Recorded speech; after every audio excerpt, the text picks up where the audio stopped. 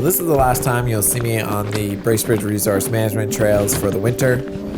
These trails are not groomed and they're not technically for fat biking. They're actually snowshoe trails, but you're allowed to fat bike on them. So here we are grooming them a few nights prior to riding, and then I did a little extra grooming the day of.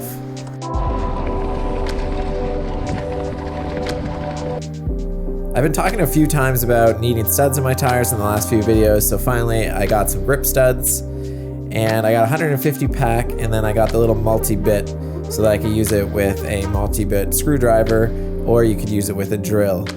I actually found that it worked better with the screwdriver handle rather than a drill, because you kind of have to hold it on a certain angle to get that little tiny edge to bite into the rubber, and it takes some sort of finessing. It doesn't easily grip like you would hope it would, so I had to do all 150 by hand, which took a while, but should be worth it on icy conditions.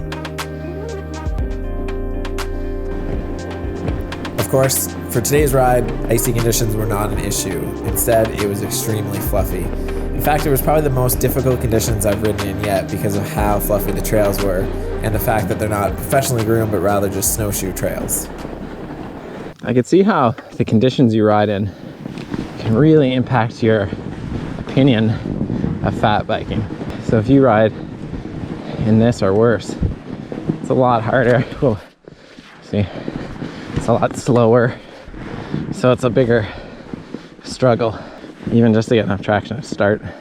So I could see that if your introduction to fat biking is this or worse, then you're not gonna have an easy time. These are definitely the most difficult conditions I've ridden in.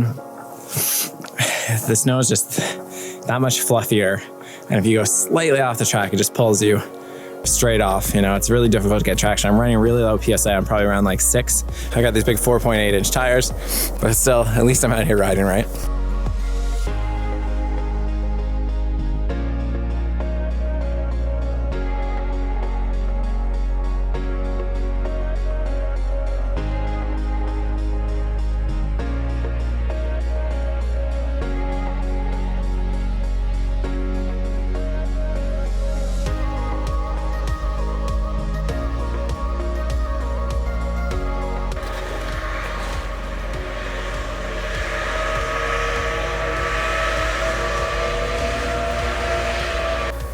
Oh, there's a ski groomer.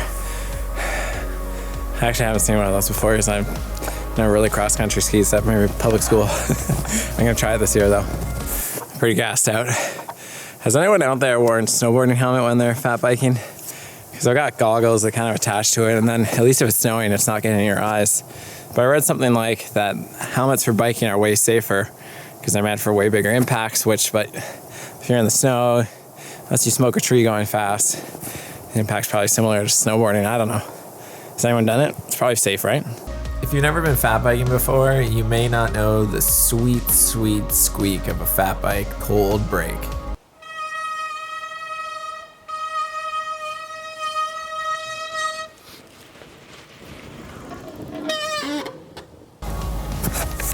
Honestly, it's taken me like 32 years to appreciate the outdoors. I was an indoor kid. This is hard to beat.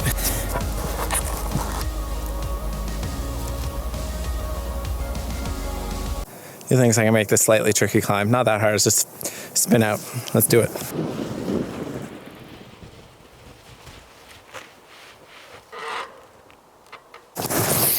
Damn it.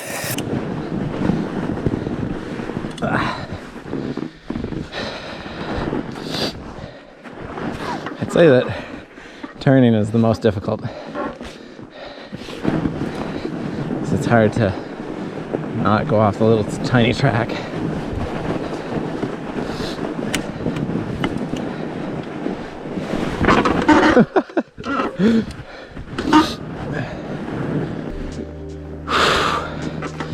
There was a time when I heard the guys talking about fat biking before I tried it, where they said that, you know, on a good ride, they're on the trail for like 50%. And then I thought they were joking, and then the first few rides where the snow was more packed and there wasn't as much, it was so easy, to just rode, you know, almost as if it was a mountain bike. As the snow comes down more like this, I'm starting to see what they're saying.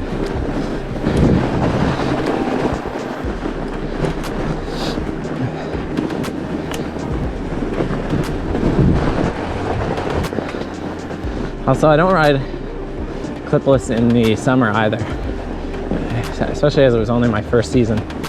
I know some guys that ride this clipless, and I would say that's a big no thank you. You could maybe convince me in the summer, but I think the benefits are a lot less obvious in the winter, and the negatives are a lot more obvious in the winter. The amount of times that I've had to put my foot down for traction, or just to stop from falling sideways. Again, condition dependent.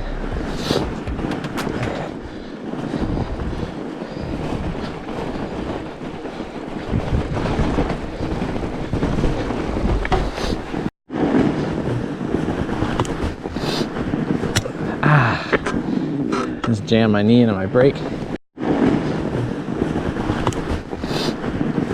I was stuck with a decision halfway through. Winter's coming at this fork here, to either head home or take taken for granted, which is fun, but it'll be a tiring climb. Let's do it.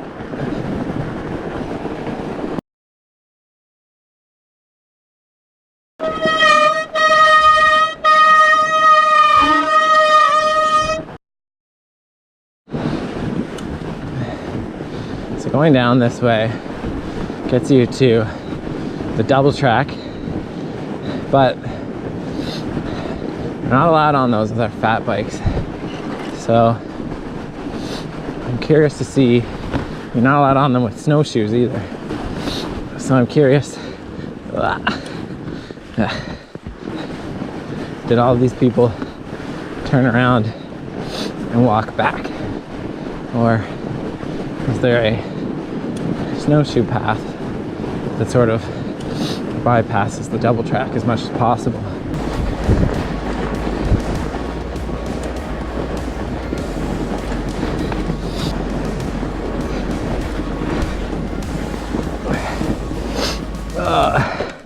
Something as little as that can just steal all your traction.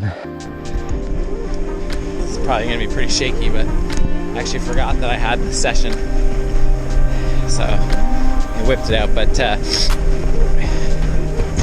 whoa, it actually worked out pretty perfectly, because the end of that snowshoe trail, I'm taking for granted, I didn't remember that it turns left back to the entrance of Winter's Coming before it goes down to the veranda or whatever you call it, near the double track. So we avoided the double track. It was perfect. Before I put it away, I like how broken this dropper post is.